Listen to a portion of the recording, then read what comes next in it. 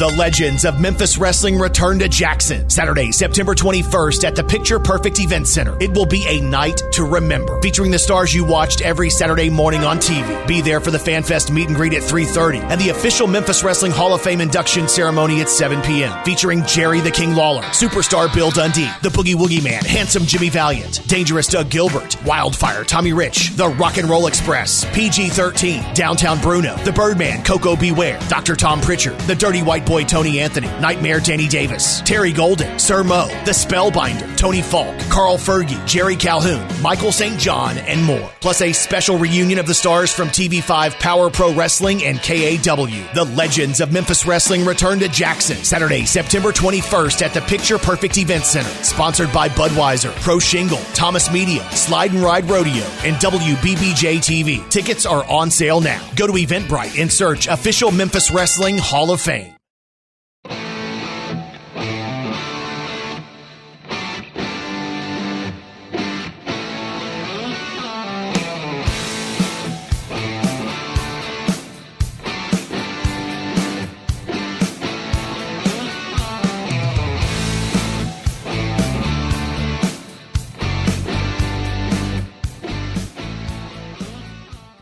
Hey, everybody. Welcome back to another episode of Dangerous Conversations with Dangerous Doug Gilbert. I'm your host, Gene Jackson, and it's my pleasure, as always, to welcome the man with the plan, Dangerous Doug Gilbert. Man, I don't know what this plan will be tonight because I've got one of the guys with me that when I was at my youngest showed me some wild times. But anyway, Gene, you go ahead and tell the guys who is with us tonight. Folks, let me tell you something. I'm very excited about this episode. Ever since Doug told me that he could get this gentleman on, I've been looking forward to it. Been a fan of his. I've followed pretty much his entire career. And, of course, I'm talking about the man that Doug Gilbert is going to be inducting into the Memphis Wrestling Hall of Fame September 21st in Jackson, Tennessee. The one and only, the Dirty White Boy, Tony Anthony. Tony, welcome to the show, man. Well, thank you. Thank you very much. It's a pleasure to be here, and it's great to meet you, and it's great to see Doug. I tell you what, this boy right here, I love him to death. Me and him have been down the pike many, many years, and all that, and I love this guy to death. I really do, and I loved his whole family, and I can't say enough about Dirty Doug. I could. We'd probably have to cut out something that he said, right? But anyway, man, it's so great, Tony. Oh, they ain't no doubt about that. Hey, I love. There's a lot of things we don't need to talk about. You're exactly right. But that's why we're not live, Tony. There you go. There you go. I love having my friends on this show, and man, and this is one of the best ones and everything. And man, I've had so many memories, and he's taught me so much about the wrestling business and about working. And there's so much as far as like when I was a kid, and then when I had grown up and getting to be my tag partner and the first guy that I won a tag title with. And it was just, I mean, this guy here, he knows it all. He's a hard worker. He's a tough son of a gun. I mean, and like you said, I get to induct him into the Memphis Wrestling Hall of Fame, and he should have been one of the first ones in the Hall of Fame. Man, you're talking about a worker, and I mean, from every territory. This goes back in the to the days when, like me and you was talking, when there was territories. He worked all the territories, and I mean, drew money in all the territories. So I mean, I love having him on here. But more than loving having him on here, I love to have him down here in Jackson and everything, and have him to grill for me. This is one of the best grillers I've ever been. I know that's not about wrestling, but this guy here, he kept us fed good too. Hey, ain't nothing wrong with that, man. You folks can look at me and know that I'm as big a fan of eating as I am wrestling. So we can take this into a whole different direction. We ate good, didn't we, Doug? Oh, we eat good. That's awesome. Doug, what's some of your earliest memories of meeting Tony? Man, some of my earliest memories was, like I told you before, you know, the different guys I would hang out with. My brother would be doing stuff, and like we do TV or at this point, I was like 13 years old, I think, and they'd be doing TV on Saturday mornings, and I'd go with my brother to the Friday night towns, and they'd stay over in Memphis. And at this point, Tony was one of the grapplers, and him and Len Denton and everything, and I was hanging out with them and everything. And I mean, it was, I guess they was babysitting basically, because like I said, I was about 13 years old, and I thought they was the coolest guys that they was and everything. And I just hung out with Tony, and which, I mean, Len was there too, but I more hung out with Tony, and I'd go out with them, and they'd take me and everything, which I didn't have to do that, but they was so nice to me and everything. And I remember one morning we was getting ready to go to bed, and I told Tony, I said, I'm just going to sleep. I wouldn't go back to my brother's room. I was just going to stay with them. And he said, okay, you can sleep on the bed. And I said, no, I'll sleep on the floor. And he said, well, you can sleep on the bed if you want. But so he gave me a blanket and a pillow and everything, and they must have had the temperature turned down to like 50, whatever the lowest it would go in the room. That's what they had it turned down to. And you know, I don't know, and I think back about it, and we all did that though, and it was so crazy because our bones hurt. Well, nowadays our bones hurt so bad. I guess back then we didn't think nothing hurt on us, and we was 10 foot tall and bulletproof. But they had the temperature turned as low as it would go. It got to probably midnight or something, and I woke up and I was cold, and I wound up, and I thought, when Tony woke up, I was all the way under his bed. And I mean, I think I was, you know, getting warmer if I'd get up under the bed, and I had the cover over me and a pillow still with me and my head kind of on it, but underneath his bed. Well, he got up that morning, like to go to the restroom or go get in the shower or something, and he almost stepped on my ends of my legs and my feet. And I remember him saying, "What are you doing?" And I was asleep under his bed. And that's it. As soon as we walked in the room, me and Lenny, the first thing we did as soon as we walked into a room is one of us went straight to the air conditioner, and we cranked that sucker wide open, because, you know, you get in a building and everything with all the people in there and everything, and you just get hot. I mean, you know, that's just the way that it is. And then we'd come out, take a shower and all that. Well, anybody knows after you've been wrestling all night and in a hot building, you take a shower and everything come out, you're still sweating, really. Yeah. And we'd go back to the room. First thing we'd do is crank that thing wide open. And like he said, I told him, I said, get in the bed, boy, will, you know, and sleep. No, I'm going to stay out here. So I told him that. And I got up, I guess about 4 o'clock in the morning, or maybe 5, whatever. And I started to get up, and I threw covers back, and I started to step down, and I looked, now there's 2 big old feet sticking out from underneath the bed. And I'm like, what in the world is this? And he had crawled plumb up underneath the bed, and just them 2 big naked feet sticking out. I was like, good God Almighty. And I said, what are you doing there now? I woke him up and asked him, I said, what are you doing there? He said, I got cold. He should have said something. Well, I didn't want to bother anybody. Hey, and it was so cool, even to me, us talking about this day. Man, it didn't matter how cold I was. I wouldn't take any of that back. I mean, but it felt like it was 20 degrees in that room that night and everything. But like I said, the further I'd get up under the bed, the warmer I'd get and everything. But you just times like that is stuff that you don't forget. And like I said, a 13-year-old kid like I was, and Tony and them, you know, being good people and everything, and taking care of me and letting me hang out with them, which, you know, nobody got to do that stuff. I mean, that's stuff anybody can say whatever they want, but nobody else got to do that stuff. That was, I mean, to me, that meant the world to me. They just didn't know how much it meant to me. And then after that, like I said, then me getting to go on and be tag team partners with Tony, you talking about just a special, you know, I think we got kind of a, I don't be nerdy or sound different, but it is a special bond. That's cool. Well, man. it was for me. It was for me too, because when me and Doug hooked up and started working together, he would listen.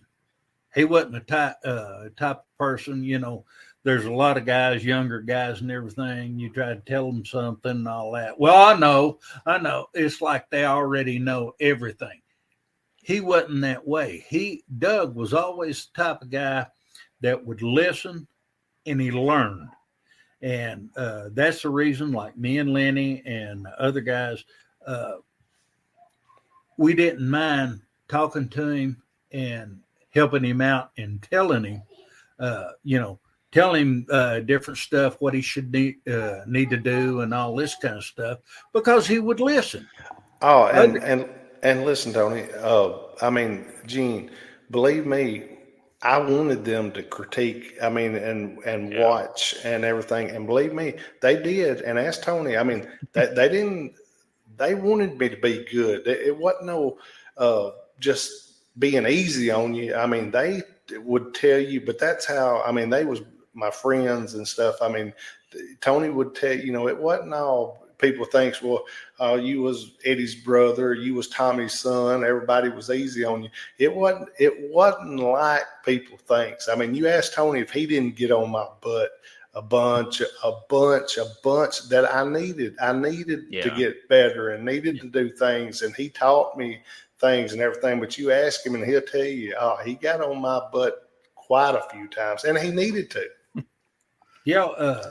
It's like if we're in the I always tried to be a perfectionist.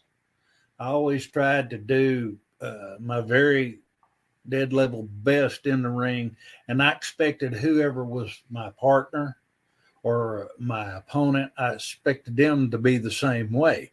And then when Doug come along and we got together, I expected that same stuff out of him. And if he didn't, I'd tell him right up front, hey, boy, after the match, it's like, hey, what are you doing? This is what you need to do. You need to pay attention, blah, blah, blah, yada, yada. Well, okay. And he would listen.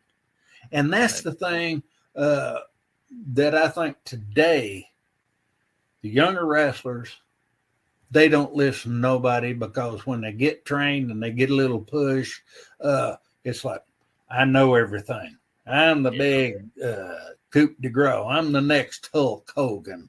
I'm the next Andre the Giant. I'm the next Harley Race, the Ric Flair, and all that. And they don't even come close to being that type of person.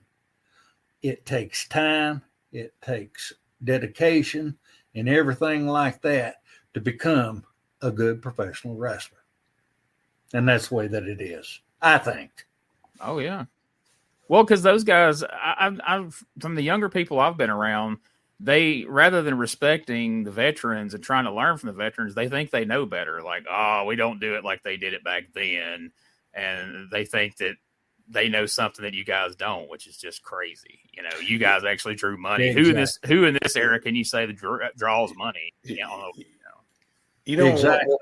What was so cool, and as far as like stuff that Tony would tell me and everything, and I saw them do like him do when there was the Grapplers and the Dirty White Boys and everything. But their stuff was different than other people's, and it was cool as far as looking, and it was different, and it was different type stuff. And I knew if you could learn that, and then you put everything, you put a little bit from everybody. If you take a little bit from everybody, and I think Tony will tell you this also, don't try to, you got so many people that tries to emulate one person. That's not what it's about. It's about learning, like Tony said right at the go, to be a professional wrestler. But if you take a little bit from this person, a little bit from that person, a little bit from another person, and put all that together and be yourself, then you're somebody different. But Tony's stuff looked so good and it was so believable. You could not, if somebody wouldn't have listened, but exactly like Tony said, there's so many people that wouldn't listen, didn't want to listen and everything. But me, I knew the secret was to listen. Yeah. Yeah, it's crazy. If you look at the era you came up in, Doug, the benefit you had of all the experienced veterans around guys like Tony, who, I mean, it would take us less time to name the territories Tony didn't work in than it would be all the ones he did work in. You're exactly right. I mean, honestly, he did them all, man. There's such a wealth of knowledge there. And drew money in all of them. Absolutely.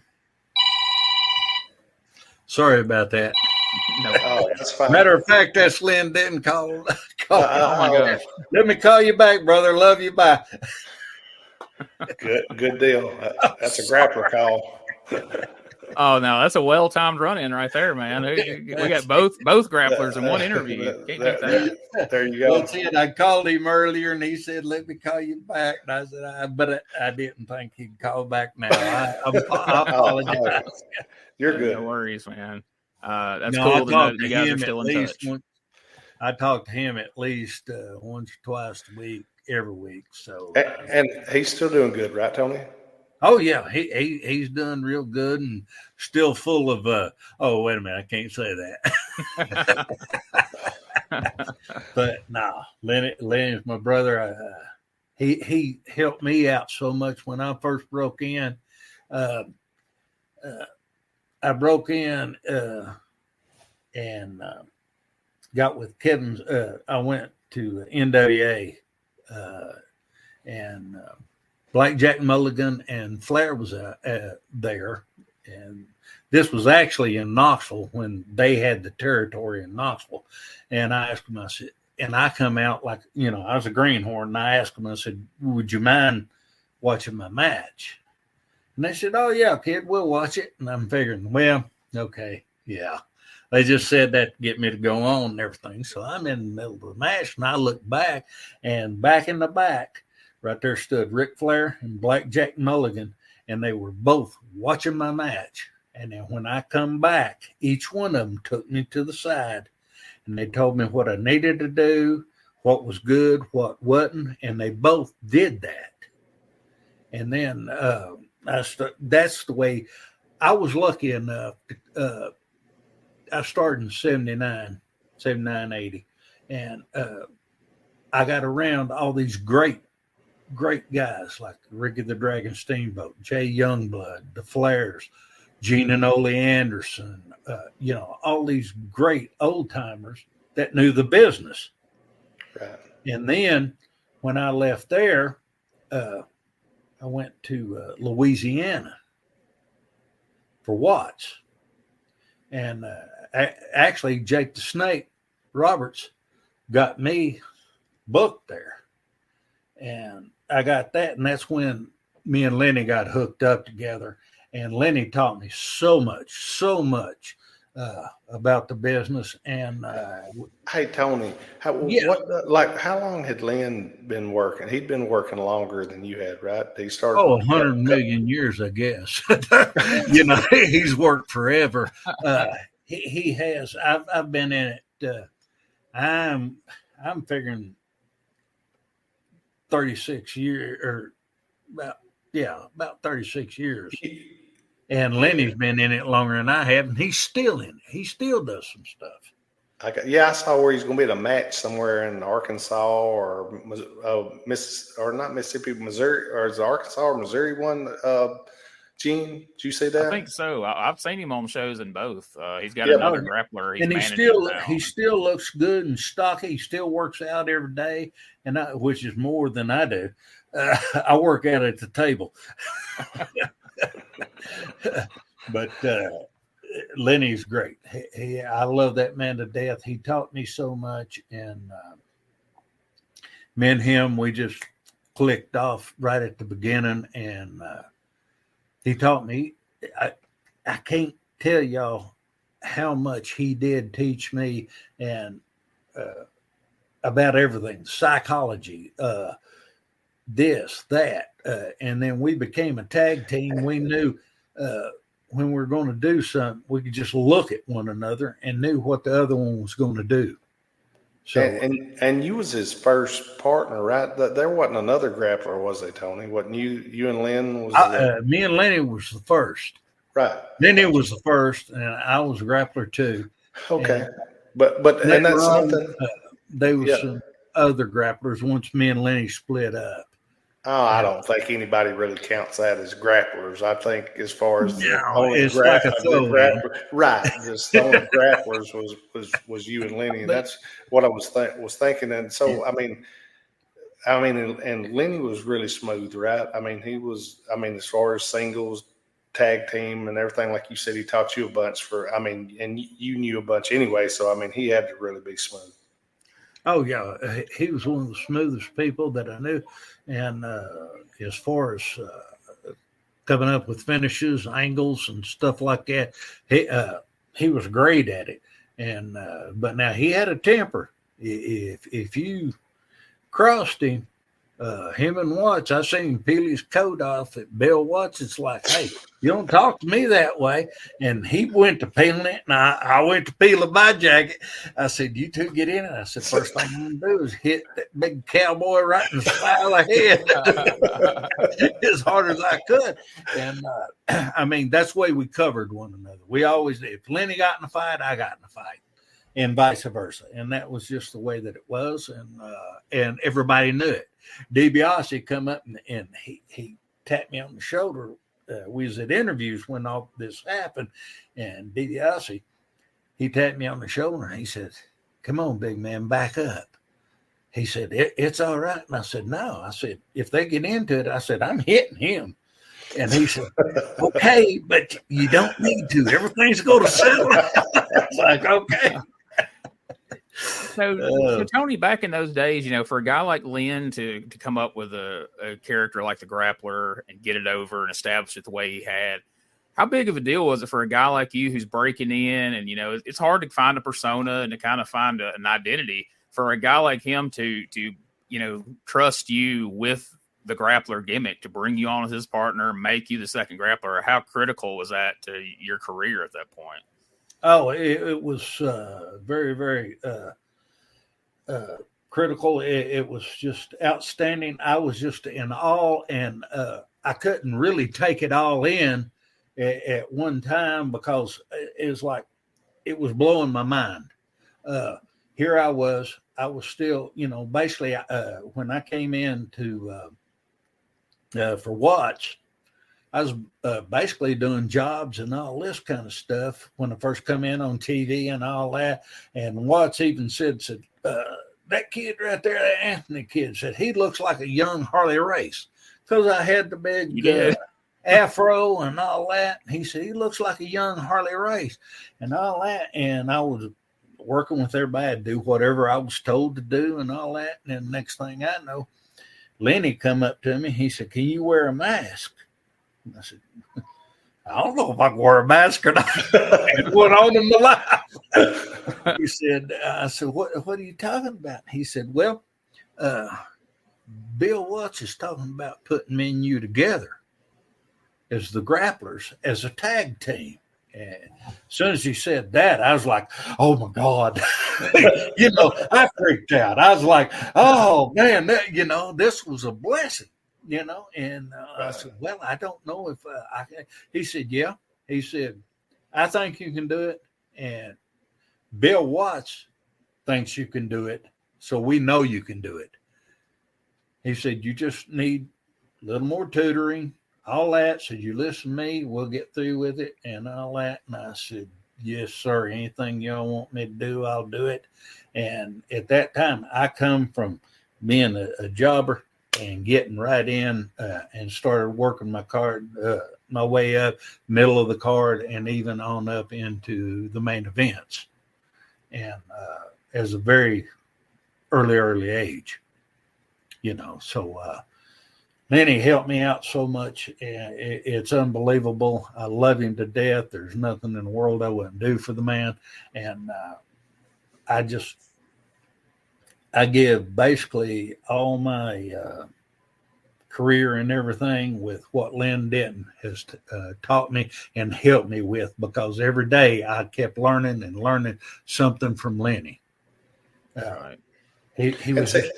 And see, that's the same thing what we was talking about earlier, Gene, as far as Tony learned from Len, I learned from Tony. It's cool that people can pass on what other people has passed on to them. And I mean, I know Tony learned from some other guys too, just like I did, but that was cool that Len gave Tony the opportunity and he took the most of it and made a heck of a career out of it.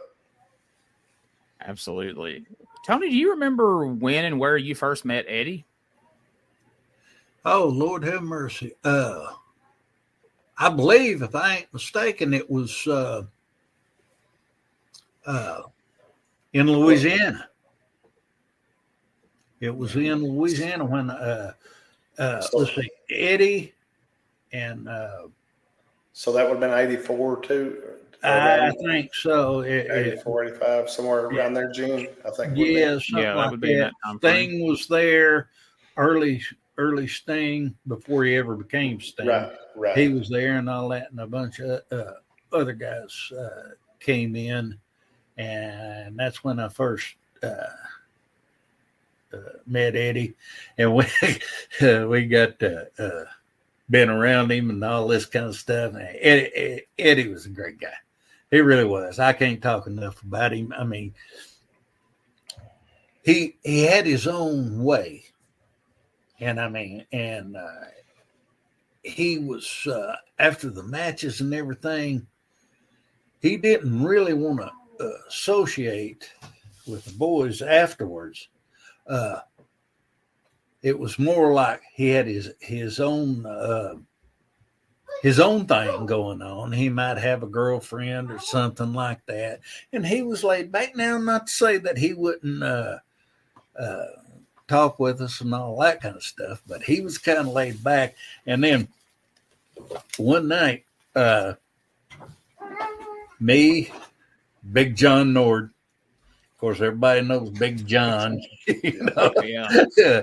He's about 6'6", 300 pounds, big rock hard man and everything. A great person. Me, him, and Lenny. We was going around. Well, we went down to his room. Well, we knocked on the door. Well, there's a girl come and opened the door. Said, "Can I help you out?" Said, "Yeah, we want to see Eddie."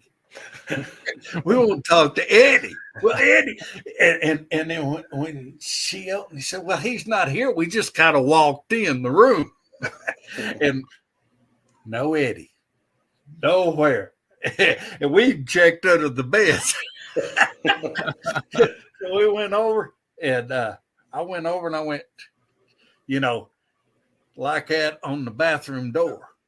It was locked. And I looked at John and Lenny, and I said, "He's in here." We got over, and Big John, he come over. Now, just imagine this big mountain of a man leans over and squats down right in front of the bathroom door and goes, "Poop, poop, poop." I mean, barely knocking on it.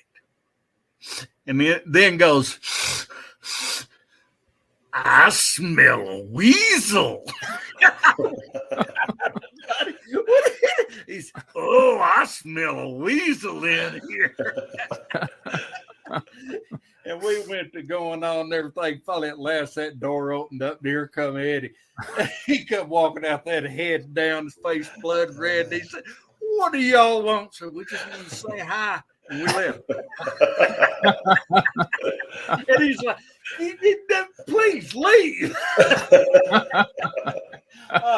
We loved That's funny. I loved it. Eddie was a great man, and he was so far ahead in the business as far as angles and stuff like that. He was so far ahead of everybody else. I mean, he was ahead of his time. Yeah. And a lot of people couldn't understand it. It's like, you want to do what?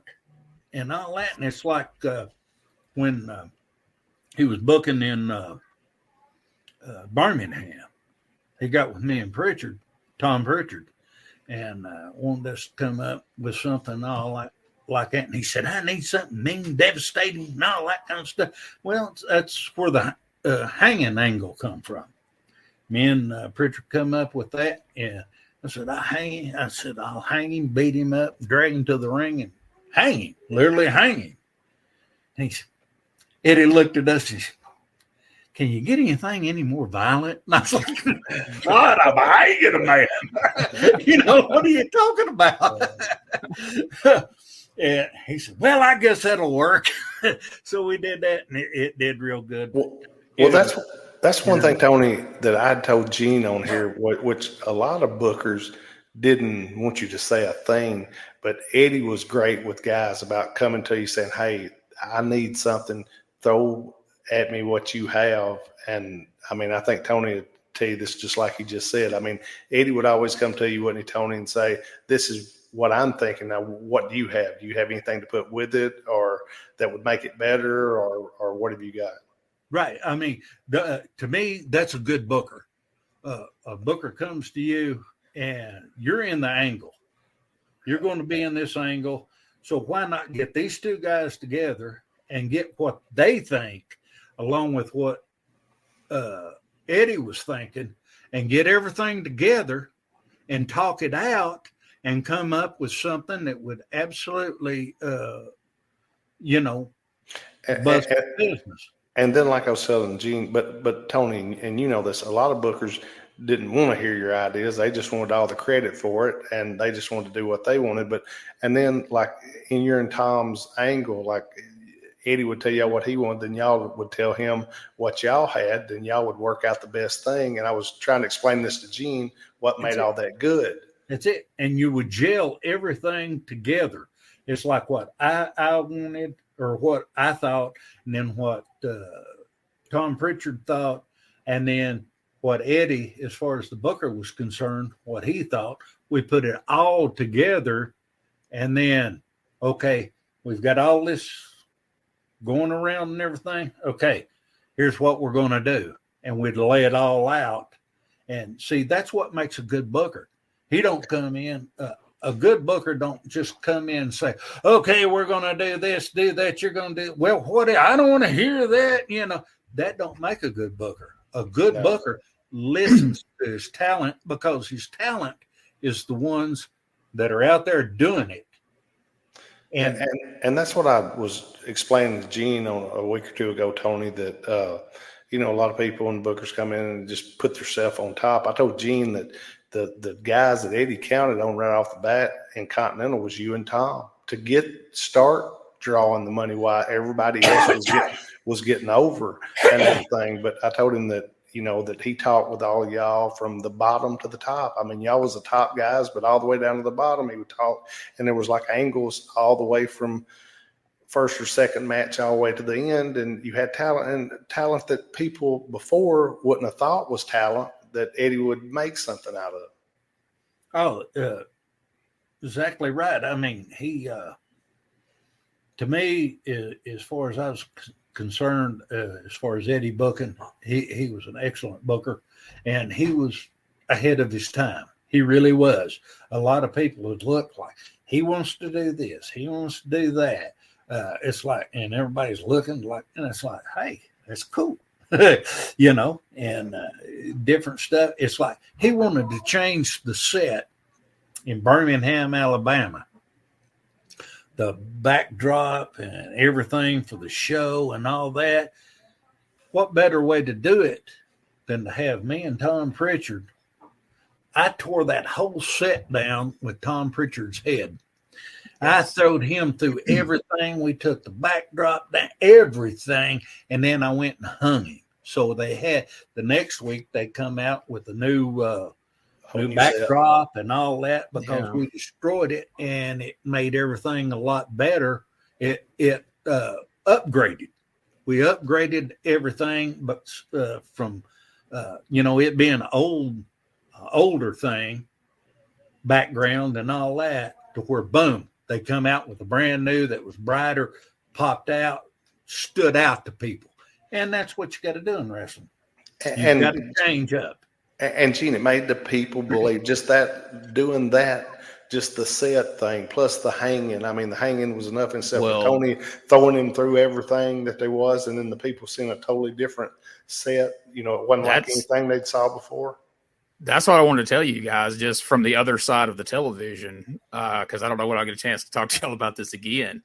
But I lived in Aberdeen, Mississippi, And, I used to beg my dad to take me and my buddy to Continental when it would come to Columbus. And my dad was watching with me that night, and we're sitting there. And as you're dragging Tom Pritchard to the ring with the noose around his neck, and my dad's jaw is just on the floor, and we're watching it, and we just can't believe what we're seeing. And after it was over with, he's like, when they're coming back to Columbus, I was like, I think probably 2 weeks. He's like, we got to go see that dirty white boy just tried to murder Tom Pritchard. There ain't no telling what Tom's going to do. And it's like, that's the one time I didn't have to beg my dad to go. He was like, oh, we're going to see this, man. This is crazy. Good. So just letting you know, it worked, man. It definitely worked. Exactly. That's good. Hey, everybody was doing their job great, wasn't they?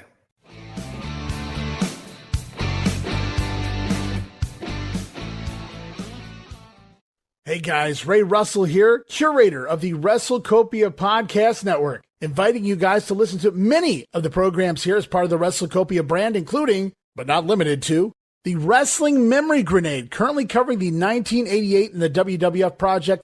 You can also listen to the Regional Wrestling Podcast, where we talk the territories, whether it's Jamie Ward with Georgia 81, Roman Gomez with the UWF in 1986, or Gene Jackson covering Memphis in 85.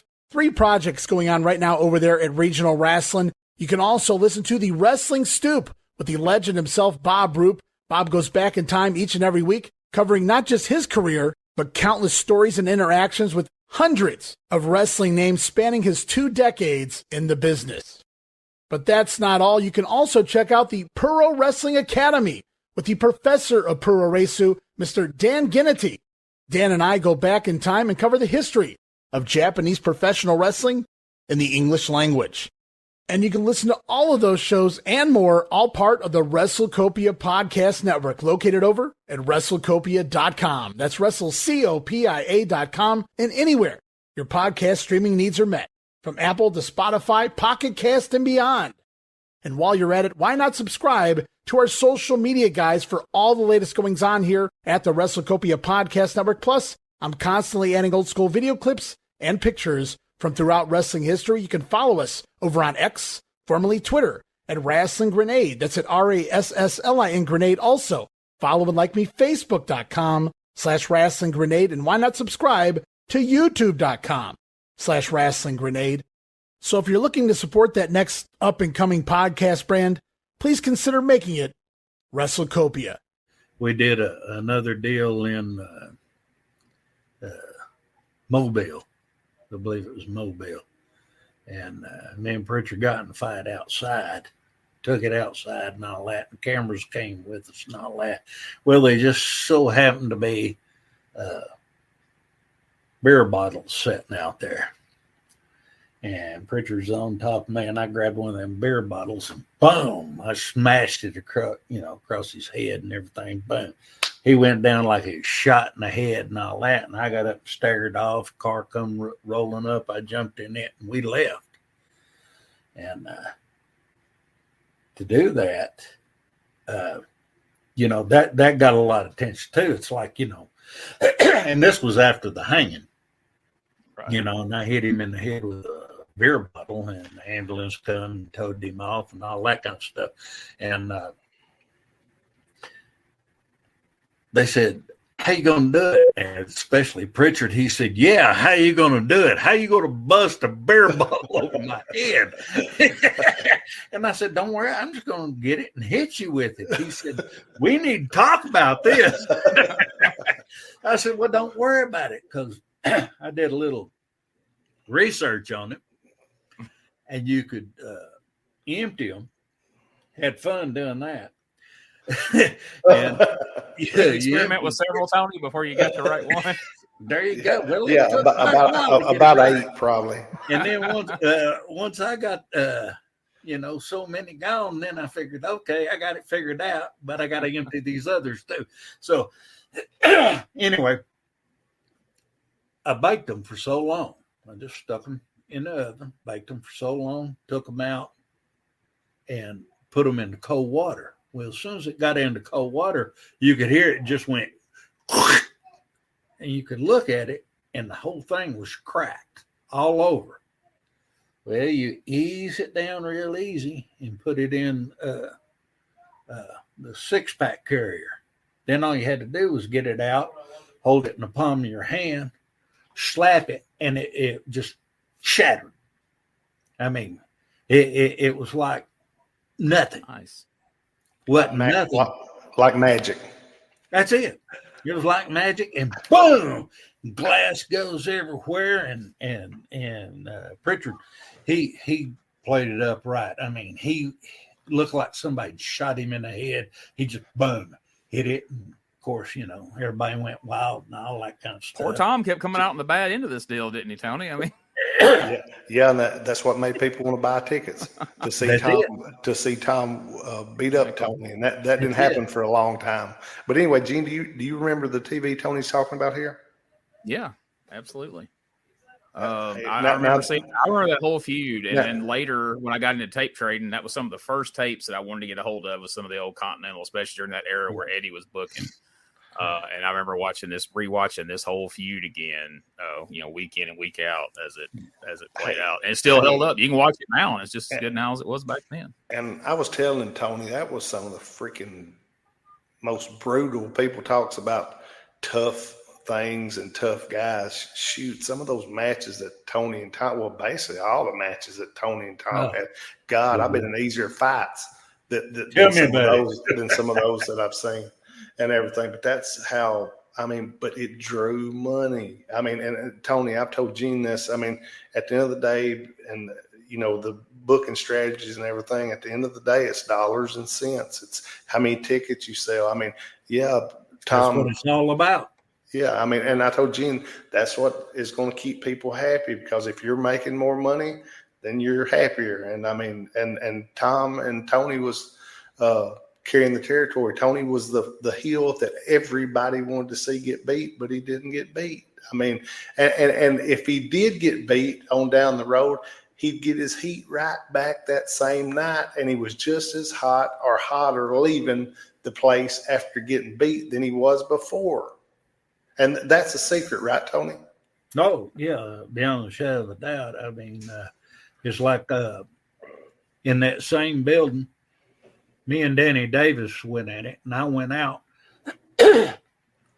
one night and was working Danny, and we got on it. And you know how Danny Davis, the Nightmares, they do their cute stuff and all that. Well, he did something cute. I nailed him. He went through the ropes, went out. I nailed him a few times, and he kept going back and back, closer and closer to his picture table. Well, and it was smart thinking. He had a bunch of old pictures on there that wasn't selling real good. He said, destroy my picture table. I said, what? He said, destroy my picture table with me. And I went, I can do that. So here we go. Boom, boom. I get him back, and I just pick him up and slam him right in the middle of his picture table. Table gets busted. Pictures are going everywhere. I'm picking him up. I tore it up and everything, left him laying, and went off. There wasn't a picture there he did not sell. Had sweat on him, sweat on the pictures and all that. Now, see, if you stop and think, that's great. Right. That is great thinking, because he's wanting to get rid of these pictures because he's got new pictures coming in. So how can I get rid of these? And then, they got sweat on. Oh, bless his heart, that mean old son of that dirty white boy just destroyed him and all that. And buddy, they were going like that. But Tony, Danny was a babyface though also, right? We see people that don't want to be baby faces now. They want to be meaner than the heels are. But I was telling Gene before, but like a baby face in those days, like Danny was a baby face. You get sympathy. You're right. He really was. And the people believed in him. And you're talking about sympathy. Tony beating on him and throwing him through his tables. The people, they eat that alive. Oh, they did. And what he did the very next week, we had a day or two off, which was unusual. And the next time we met up, he called me and said, "Can you get to the arena about 15 minutes earlier than you normally do?" I said, why? He said, well, I got something for you if you don't mind. And I said, sure, okay. So I showed up earlier, and he said, pull your car up next to mine. So I did. He opened his trunk. He said, open your trunk. I opened my trunk. He came out with a couple of cases of beer and put in trunk of my car and slammed it. He said, that's for you helping me get rid of all my pictures and all that. And he would do that. Nice.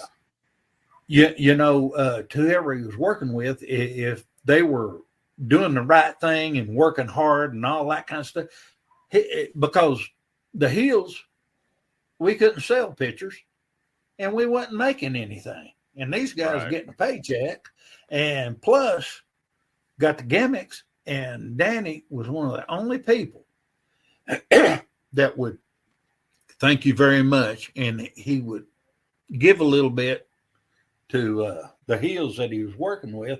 And that ain't nothing but respect. Yeah, and Danny knew that the Hills was the ones getting him over for him to be making that money and sell them gimmicks and everything. But Danny was the consummate pro also, but he was a babyface. The people, like when you got heat on him, the people believed it. I mean, and they would get mad at you. And that's what I told Gene Tony. Like Tony was always, me and Tony was both Hills in Continental the whole time and everything, but I got the privilege of working with one of Tony's friends. I bet he stays maybe in contact with him now, but with Danny, but also Jerry Stubbs. And I've told people, Tony, how much Jerry helped me. My brother put me in a program with Jerry, and Jerry, I mean, Tony and Tom, Danny, that's three hard workers, and you throw Jerry right in there with them, man. He is Jerry. I told people that Jerry was one of the smoothest workers that I don't think got credit for what he did and everything. I tag teamed with Jerry. I worked against Jerry, and he's just an absolute pleasure to work with. And he is the best looking guy in a mask. He's got the head for it and the body. Honest. You go through and you pull up all the masked men and look at them. Jerry Stubbs is the best looking guy in a mask. And, he's got a face that, he is the best looking guy in a mask. I get what you're saying, but I think what Tony's saying, he's got a face that a mask is made for. Yeah, I was gonna say it sounded like you were roasting him first, but then that's it. Take it off. There's the heel. There you go. That's true. That was the great thing, man. In Continental, you could put the mask on him. Mr. Olympia was the baby face, and then he popped that mask off, and he's just an awesome heel. But he could transition back and forth, and the crowd got with it either way, man. He could make it work. Oh yeah, right. And I mean, he was so smooth. Great work. Yeah, he was so smooth, wasn't he, Tony? I mean, that's the thing I don't think people realize, or he kind of got the credit for that he deserved. Man, he was, like I said, Eddie put me in a program with him. Tony was in a program with Tom. I was in a program with Jerry. Danny would always be in a program with somebody, but everybody had all up and down the card. To me, like Tony was talking about what a good booker is. I mean, when you haven't got but like 6 matches and 5 of them's angles, I mean, you got a little bit of something. You try to have something for everybody to see. Well, see, Eddie was the type of guy, you have 5 or 6 matches. Well, you got your open match. Then you come back to the second match where you start an angle there. Third match, you've got an angle going there. And then right on up, and you've got more angles, hotter angles. That way, you got angles all the way up the card. Well, once the blow off at the top goes, they can go back to the bottom. And it just moves up, and you've got your next main event. That's what you built from the ground floor up. That's what, Tony, I was kind of explaining that to Gene, which I think Gene knows, and he's watched all the different angles and TVs and everything. But I told him it kind of rotated. You rotate the top, then you come on back down, then you start back up with Eddie Book. And that's kind of the way it was and everything. And that kind of kept everybody good, and everybody thought liked it and everything. see, if you was a good booker, that's the way all your good bookers would do. But the difference between Eddie and the other bookers is Eddie would come up with different stuff. And people would look like, what? What's this? You want to do this? Yeah, no, it ain't that I want to do it. This is what we're going to do, and it was totally different. And that's what separated Eddie from everybody else, the other bookers, is he was ahead of his time. He started doing stuff nowadays. Look how they're doing it nowadays.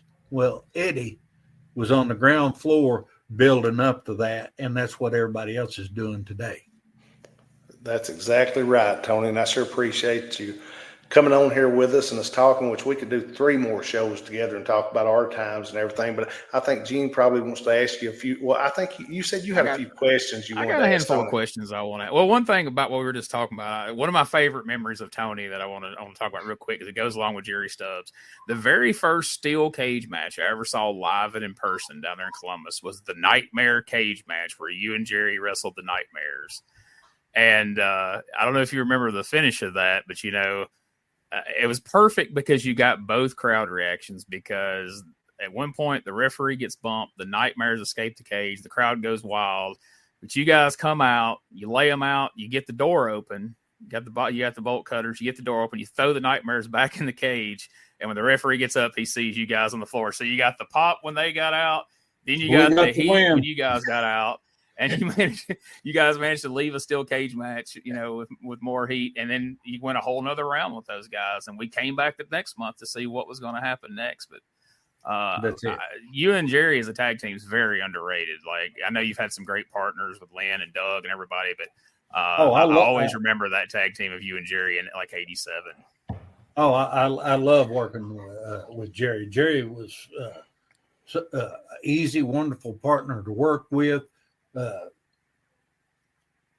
Me and him worked kind of like me and Lenny did, as far as we were both in and out, in and out, in and out. That's what made a good tag team. It's kind of like the Andersons. They were in and out. Right. I tell everybody, Tony, that like you and Jerry, and this goes even back to when I was going, when all the territories was going, when I was in school.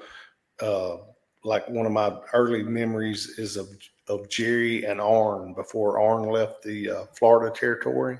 Jerry and Arn was really good. And then you and Jerry was really good. But Jerry was just so smooth. Like I said, when I worked that program with him, I thought, man, you couldn't. And I told Gene this, Tony, I'd get in the ring with Jerry. And, like you said, I'd keep my mouth shut. I wouldn't say a word in anything that he said. But then one night I got in the ring and he never told me this, never said nothing to me. I got in the ring and I locked up with him. He said, what are you going to do now? I said, whatever you say. He said, I'm not going to say a word. You call him. And that was Jerry. And that was just him seeing, like, we'd been working for like 2 weeks or something. And I thought, oh my gosh, I hope I do this right and everything. But I mean, we'll let you call the match. Exactly. And he did. Yeah, he did not. Right. He did not open his mouth. Faith in you to let you do it. Yeah. That's the reason he closed his mouth. Now, He was already set that if you'd screwed up, he'd started beating the fire. Yeah. Right. And you're exactly right. And I knew that, but I thought I just had so much respect, Gene, for Jerry, just like I do Tony and everything. It was, I had to start just right then, and it wasn't us talking about this was going to happen or nothing. This was just in the ring, just out of the blue. I thought, I was just used to him and me respecting him and everything, but he said it was time. Yeah, I'm not saying a word. And I thought, See, nowadays you have to have writers for everything. Yeah. In the WWE and all these other places, you got to have writers and all that. Okay, first of all, what does the writers know about professional wrestling? Absolutely nothing. They just put a bunch of stuff. They look at films like, okay, we'll put this here. You do this and you do that and all that. And none of it makes any sense. It's just like, I don't know what you would call it, but it don't make sense. You go back to the older days to where, guys, I've gone in the ring and all I knew was the finish. Finish. That was it. Yeah. I've told Gene that before. It's like working with Eddie. It was a pleasure working with Eddie Gilbert. Me and him, Eddie was the heavyweight champion in Memphis. I worked him. We had the finish laid out, and that was it. And me and him went in the ring. We never laid out anything else or nothing else. We just knew the finish. Me and him got in the ring, and we actually stole the show and pissed Lawler off. And I like Jerry, don't get me wrong, but it pissed him off because he couldn't follow it. And he knew he couldn't because he didn't have the grade personnel in the ring that could follow me and Eddie. And I love working with people like that. You know, that's what Tony makes it not like work, which I mean we'll call it working with people, but it makes it like not working, don't it? I mean, because it's so easy. Right. I mean, and people don't understand that part of it. I mean, you can sit here and say it 10 times, but I still don't think they will understand what we're saying and the enlightenment and the joy it gives you of when you get done with a match like that and thinking about it, how cool it is. You got after it's over with, you come back, you're sweating, you're out of breath and all that, but you're still pumped up and you feel good. It's like, because when you leave, either they're going, yeah, or, oh, you son of a bitch. You did your job. And it makes you feel good. And then, especially if a couple of guys try to jump the rail or something like that, and you get up on them, it's like, oh, excuse me. Sorry that happened. Right. But that shows how good you did your job. Yeah. A couple more quick questions. The last one's going to tie back into the Hall of Fame to tie all this together. But this one's just really for me and my buddy Ray Russell from WrestleCopia. We've been covering 1985 Memphis week by week. And we were covering when you and Len came back as the Dirty White Boys. You got on the wrong side of Jimmy Hart, became babyface Dirty White Boys, which feels strange, but you guys pulled it off. That sounds strange. It does. When we were watching, I was like, I don't know how I feel about babyface Dirty White Boys, Ray. I'm like, they're making it work, but this ain't how I like my Dirty White Boys. But you guys ended up feuding, and I'm kind of wondering if this didn't have something to do with you guys leaving. You guys did a short feud with a tag team called the Terminators. Can you tell me what it was like working with the Terminators? You guys ended up signing a loser leave town match, and I told Ray, I'm like, there's no way they keep the Terminators and the Dirty White Boys end up leaving, and you guys end up leaving, and I'm like, well, these guys probably left because they were having to wrestle the freaking Terminators. So. Well, I guarantee they left because they had somewhere else to go. Yeah, somewhere better, I guess. Those guys were they were easy to work with. Well, I say easy. I mean, they were very snug, and me and Lenny was very snug. I mean, yeah. I'd rather have, big forearm across the chest and it pop and feel it and all that. Is just, down. Get off me. Lay it in. And we did that. But the reason we left then is they wanted to take the mask off. They said, well, have them pull your mask off. And Lenny bounced straight up and said, no, that's not happening. Said, we're not taking the mask off, so we'll put them over, but we're not taking the mask off, this and that and all that. And the final show where that was supposed to happen, big night and all that, me and Lenny, we walked because they said, well, y'all going to take the mask off. Lenny looked at him and said, are you going to take it off? Because there was a difference between you guys leaving as the Grapplers and coming back as the Dirty White Boys than having the mask removed, right? That's kind of the deal, right? Right. And then when we come back as the White Boys, see, we left and they said, well, and I can't think the old man's name that run Doug Help Guy Coffee, Buddy Wayne. Buddy Wayne, Guy Coffee. Not Buddy Wayne, Eddie Marlin. Eddie Marlin. Eddie Marlin. He come in and said, Yeah. well, you guys are going to have to do this. And me and Len looked at him and said, no, see, that's where you're wrong. We don't have to do this. Well, then you can leave. Lenny looked at me and he nodded, and I went down. We picked our bags up and walked out. And that's when they was wanting us to take the mask off. Then we left, and he said, well, y'all probably won't be able to come back here. And Lenny said, looking for a job when we found this one. So we left, and it wasn't 3 months, 4 months down the road, they wanted us back in as Dirty White Boys. When they found out we changed Dirty White Boys and all that, they wanted us back in, come in, had a good run, and all that kind of stuff. So, you know, as politics and all that, they think me and Lenny was just looking out over our career. Right. You know, so Right. we're going to y'all was doing what was best for yourselves. And exactly. And if you'd done that in Memphis would have put it on every television in the world. Yeah. That's where they were. They can say they were. Now, I love Memphis territory. I do. But at that particular time, that's what they would do. And then so you couldn't go from place to place with the mask on there. It's like, oh, y'all, this person, we done seen you. Right. That's it.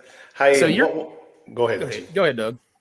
I was just going to say whatever questions more you got for Tony. I was going to say what's our lineup for the Hall of Fame again? I was going to get before we go off here, get you to. Well, that's what I was going to say. You know, the Hall of Fame, you were getting inducted alongside the Rock and Roll Express, and the Grapplers had some amazing matches over the years with the Rock and Roll Express. I was just going to see if you could talk to us a minute about your memories of working with those guys and how well y'all meshed together. Oh, it was just absolutely a pleasure to work with Hoot and Punky. That was their nicknames. Right. And the Rock and Roll Express was a great team, great workers. Me and Lenny, we loved them. We loved them to death. They loved us. We worked good together.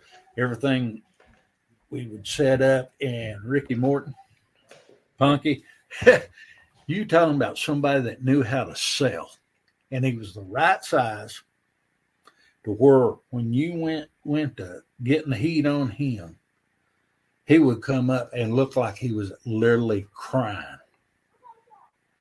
And I'd seen girls, especially in the Memphis Coliseum on the front row, they would sit there and I would get him down and he'd be, like flopping around, crying and all that. And I'd see those girls, here, leave him alone. I said, this is for you because you like him. I was there back and boom, I'd blast him, I'd beg him. And they go, oh, you son of a, ah! And I mean, literally start bawling. And I said, we got this crowd in the palm of our hands. These two guys were great, good-looking guys. The girls liked them. They had the rock and roll stuff going on, and boom, boom. And anybody that couldn't work with them couldn't work. That's the way it was. And we had a blast with them. I mean, absolutely. Well, Memphis started working 2 shows a night. They had 2 teams. You had your A team and your B team. Well, if you pissed the promoters off, you got on the B team. Well, imagine who got on the B team. It was me, Lenny, and the Rock and Roll Express. We got on the B team. And then you had Stan and Steve, the fabulous ones, going against, I think, maybe Lawler, Dundee, somebody like that on the A team. Well, right. It got to be that B team was outselling the A team. We were drawing more money than the A team. Wow. And then they decided, okay, we need to put this back together. But no, those guys are absolutely wonderful to work with. It was a total pleasure to work with them. You knew every time you stepped in the ring, you was going to have a good match because these guys showed up to work. They showed up with, I was going to say a clear head, but they showed. Hey, let's say that anyway. They showed up with everything ready to roll, and it was just an absolutely pleasure. It was my pleasure to get to work with these guys. Some of these guys, like getting inducted into this Hall of Fame. Jerry Lawler, it was a pleasure to work with him. Handsome Jimmy Valiant, pleasure to work with that man. The Rock and Roll Express, the Nightmares. Well, I don't know about Doug Gilbert. No, these guys is part of history, my history, and I have nothing bad to say about any of them because everybody worked their butts off, and that's what got everything over. Was the guys gelling together, working together, and good friendship.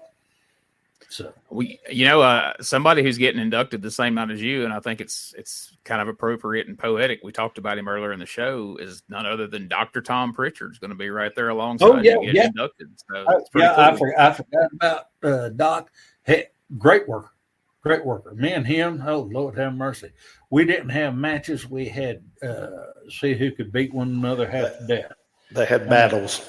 That's right. That's it. But two guys that know so much psychology that other guys don't know, and two guys that taught so many people a lot, which, like I said, Tony taught me a world, and I mean, when I was around Tom, he taught me also, but like just those two guys right there have helped so many people, and the people, don't understand, Tony. I can say that, but people don't understand what I'm talking about, and they don't know how much I appreciate what you done for me and so many other guys, how much you taught guys and made people that a lot of people couldn't make look good. Tony made them look good. Well, thank you. I really appreciate those kind words, and it's all true. Bits in the mail, Doug. No, but I really appreciate that, and I enjoyed this business so much, and the people that I've met and the people I got to work with. At least 85, if not more percent of the people I got to work with, I enjoyed working with them. Of course, you have that few percentage. It's like, right. Oh man, it's like pulling your teeth, pulling your hair. It's like, can you just do something? And some guys can't. It's like, if I was a road warrior, I'd be not a road warrior, but who shook the ring? Ultimate Warrior. Ultimate Warrior. Yeah. Didn't have a clue. And I'll say that right up front. A lot of people may say I'm wrong. I don't know. Who are you? Well, I mean, I'm me, and I call it like it is. The best thing that he could do, he could run to the ring real fast, slide in, jerk that rope up and down like that, and then match is over for him. I mean, that's the way I took it. He had no skills really, and it was just he had a good body, the character, the outfit, and everything, and then the people he worked got him over. He didn't get himself over.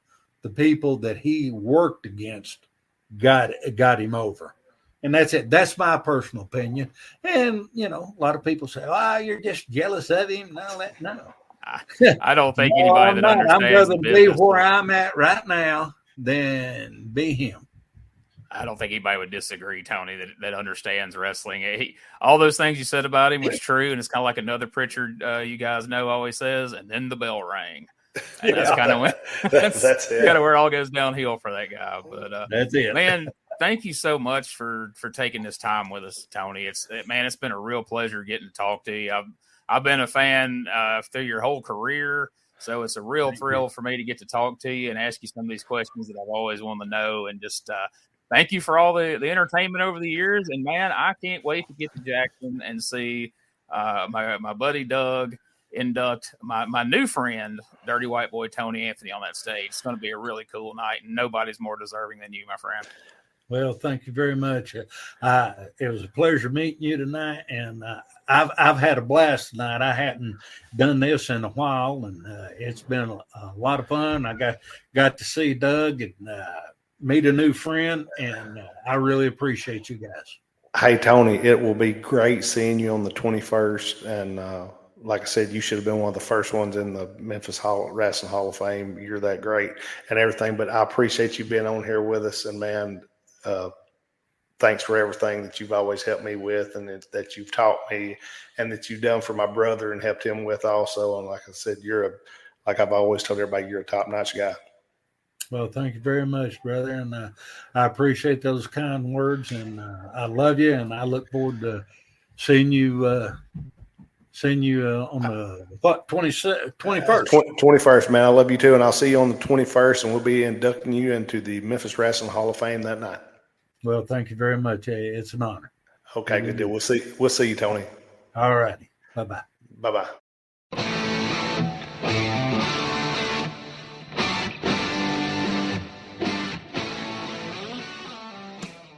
Hey, folks, before we get out of here, I just want to take a moment to remind you to check out DougGilbertPodcast.com. There you can find links to all things related to this podcast and to Doug himself. There are links to the Dangerous Conversation Facebook page, where we post all sorts of great content regularly involving the Gilbert family. There's the Dangerous Conversations X/Twitter that we have. Plus, there's a link to the Dangerous Doug Gilbert Facebook and X pages, where you can keep up with everything Doug has coming up, like shows, signings, conventions, you name it, and it's all going to be posted right there by Doug on his social media. He appreciates the support, and if you really want to show support, check out the Gilbert Family Pro Wrestling Tees store, featuring a tremendous array of T-shirts featuring Doug, Eddie, and their father, Tommy Gilbert. And if you've enjoyed listening to this show, please subscribe, rate, and review the show on whatever your platform of choice is. It really helps us out, and it helps us build the podcast for the future. And if you want to see a plethora of matches, promos, and angles involving Doug and Eddie and Tommy, you can check out the Gilbert Family playlists on our YouTube channel over at youtube.com/@RetroWrestlingArchive. But that link is available at DougGilbertPodcast.com. And last but certainly not least, we are proud to be a part of the WrestleCopia Podcast Network. Going over to WrestleCopia.com and check out all of the great wrestling-related podcasts and content that our friend Ray Russell provides for you over there. You'll certainly be glad that you did. Hey everybody, Gene Jackson here, inviting you to check out the Retro Wrestling Review, where each week I'm joined by some great co-hosts who help me review classic episodes of USWA Championship Wrestling, and right now we are doing week-by-week reviews of 1993. But we don't just do reviews. Sometimes we get a chance to interview some of the people who were there and lived it, plus do watch-alongs. It's a lot of fun, so check out new episodes that drop every Wednesday at WrestleCopia.com. And to find links to everything associated to the podcast, you can go to USWAPodcast.com. This is Wrestling Nostalgia, the podcast that dives into wrestling history. Hey, wrestling fans, I'm Dave Dynasty, and if you enjoy podcasts that are knowledgeable and history-driven, then Wrestling Nostalgia is for you. With great guests and fun interviews, there are over 200 episodes in our archives. We chat with several first-time guests and often cover topics not discussed on other podcasts. Look up Wrestling Nostalgia on your favorite podcast platform and visit all of our links at linktree/WrestlePod. That is linktr.ee/RASSLEPOD.